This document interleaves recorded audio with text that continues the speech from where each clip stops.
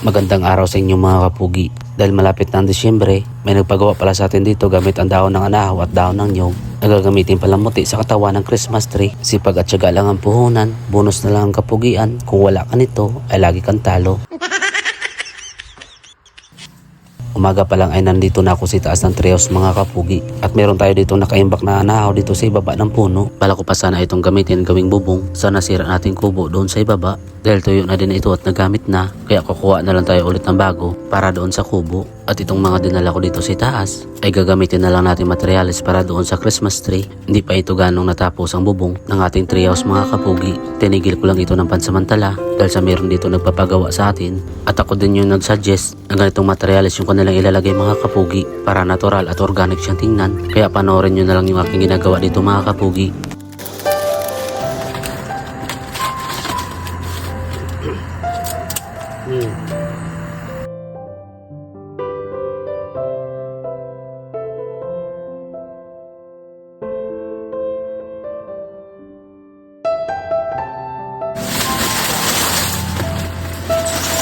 Ginagawang ko may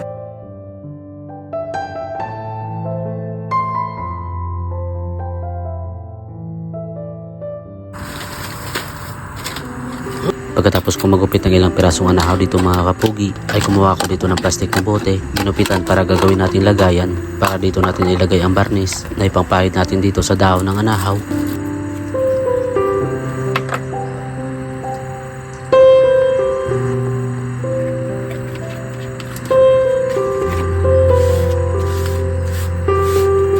Ito yung harap niya mga kapugi. Dito wag na natin pipinturahan kasi nga nakatalikod na ito eh.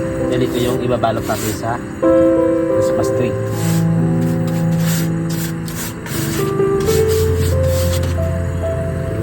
Ito na. Ito yan kinalabasan niya mga kapugi.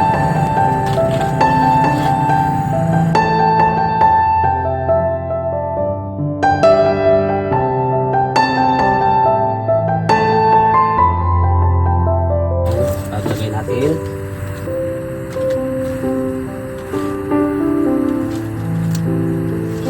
Ganito yung paglagay natin ng anahaw sa katawan ng Christmas tree.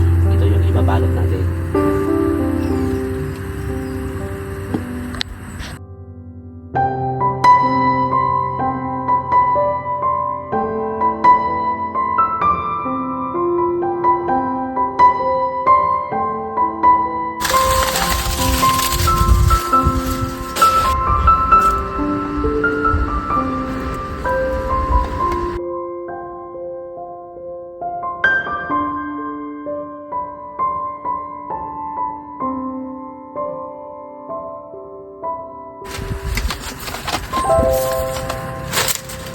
Itong mga tuyong anahaw na aking kinakuha dito sa ibaba ay dating bubong pa ito ng ating treehouse mga kapugi. At nung dumaan ang bagyong uwan, medyo nasira na ito kaya atin na itong pinalitan. At marami pa naman dito na pwede pang gamitin. Tapos yung hindi na ay sinisiperate ko na din.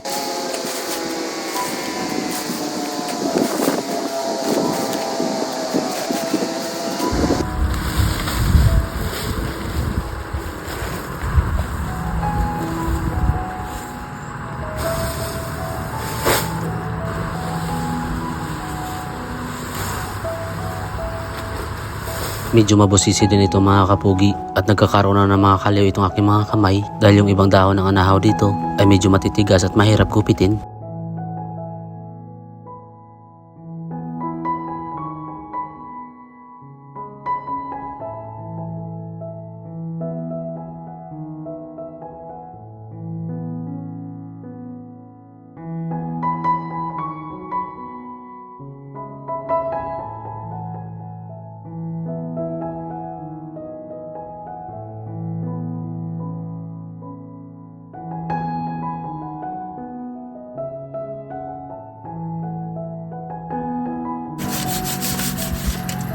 At nung natapos na ako dito sa paglagay ng barnis mga kapugi, ay pinatong ko na muna ito sa upuan na nasisikatan ng araw para matuyo ito. At bago ulit ako mag-umpisa gumupit ng anahaw, ay binalutan ko na muna ng tela itong aking mga daliri dahil sa masakit na ito sa kakagamit dito ng gunting.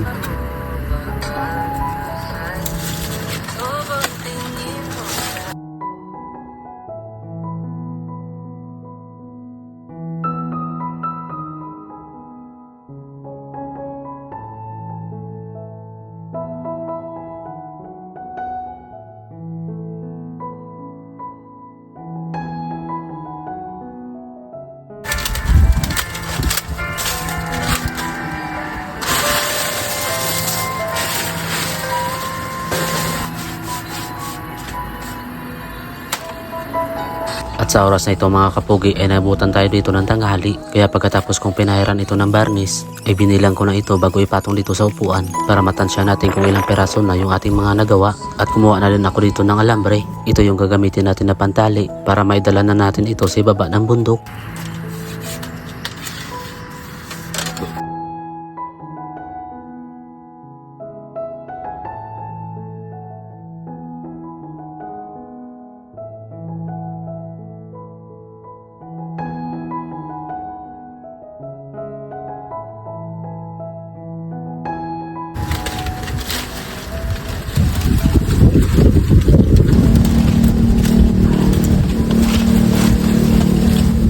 Baba na muna natin ito mga kapugi, tapos doon na lang natin itatambak sa bahay kasi marami pa tayong kulang pa ito mga kapugi.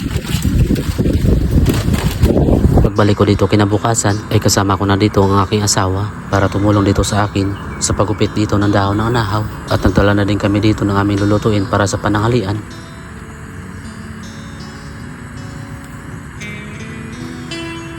Hinginig pang tuhod. Wala. Nagpatulong ako sa kanya dito mga kapugi na magupit nitong dahon ng anahaw dahil mayroon ako ditong ibang gagawin. Maliban sa anahaw na gagawin natin palamuti doon sa Christmas tree, ay gagawa din tayo dito ng palamuti gamit ang dahon ng nyug. Sa ngayon ay inakit ko muna itong dahon ng anahaw para tuloy-tuloy na dito ang kanyang mga ginagawa.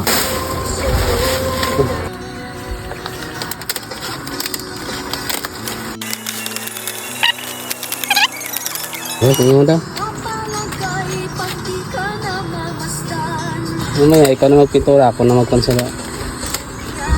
Meron ditong nabaling sanga ng nyug mga kapugi. Dito lang din sa harapan ng ating treehouse. Kaya kinuha ko na ito para ito na lang yung gagamitin natin sa paggawa ng star. At habang may ginagawa ako dito, pinag-iisipan ko na din kung paano ko ito gawin dahil marami akong alam na diskarte sa paggawa ng iba't ibang star mga kapugi. Gamit lamang itong dahon ng nyug, at para matagal itong malanta, yung mga kinukuha ko nitong mga dahon ay mga matured na, malalapad at magaganda pa.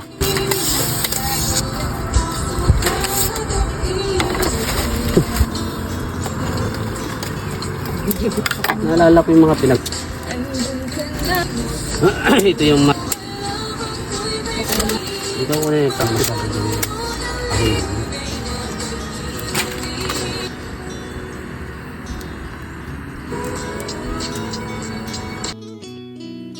At natagalan pa ako dito mga kapugi dahil nag-eksperimento pa ako kung ano yung maganda na bagay na gawing palamuti doon sa gagawin nilang Christmas tree. At hindi ko na ito ginawa na magkabilaan dahil sa ididikit lang naman ito sa kanyang katawan.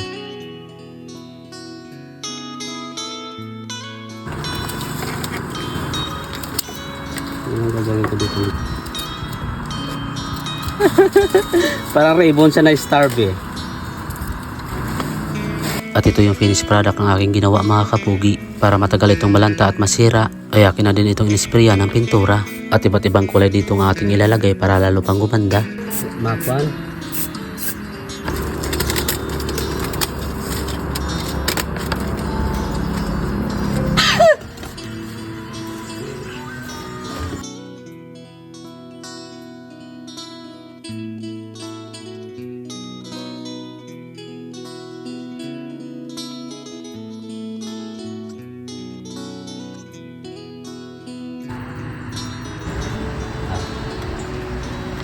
Spray mo na yan ng gold. Ganda mga kapugi.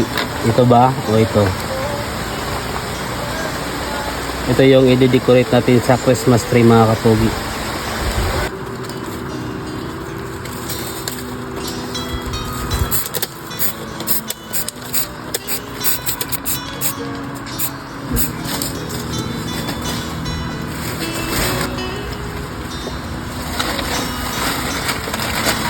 Umulan pa dito mga kapugi, pero buti may bubong na tayo sa ating treehouse.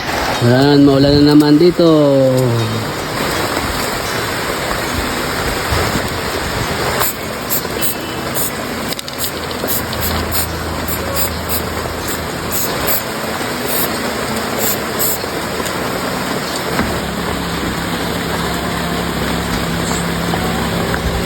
Wala pa, tumutulog pa dito mga kapugi dahil kulang yung ilagay natin dyan na pantangkop.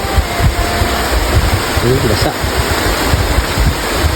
Lakas ng ulan dito, buti walang masyadong hangin. Yan. Dito, nababasa pa siya dahil kulang yung kalapit dyan. Yung bubong. Gagawin na lang natin ulit. Dadagdagan na lang natin ulit dito. Yung asawa ko na sa taas. Doon. Walang tulo dun sa taas mga kapugi. Akyat muna tayo doon sa taas. Ano ba yung ayos dyan? Yan, yung bago. Yung dito yun. Bangkit sa lupa at Naglilipat dito ng SIM card ang aking asawa para makasagap ng signal dito sa taas ng treehouse. At nung tumila na dito ang ulan, ay pinagpatuloy ko na din dito ang paggupit nitong anahaw para malinisan na rin itong pangalawang palapag at lumuwag na din dito yung ating mga ginagalawan.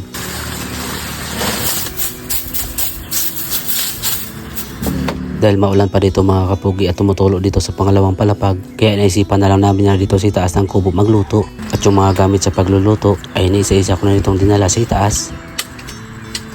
Pagkatapos ay pinagpatuloy ko pa rin dito yung aking mga ginagawa habang ang aking asawa doon sa itaas ay abala na sa pagluluto ng aming pananghalian.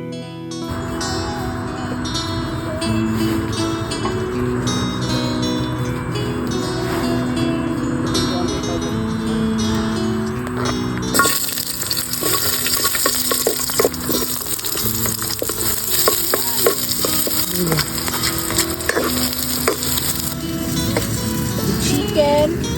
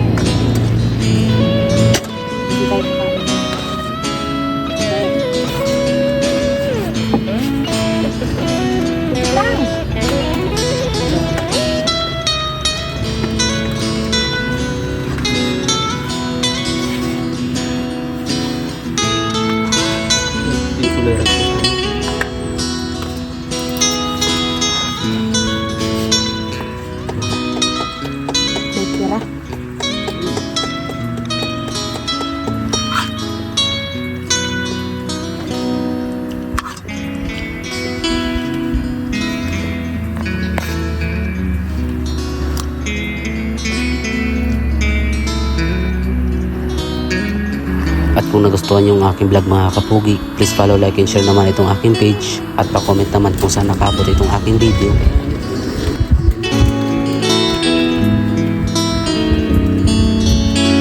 Sa mga nakaabot sa dulo ng aking video, maraming salamat at God bless inyong lahat.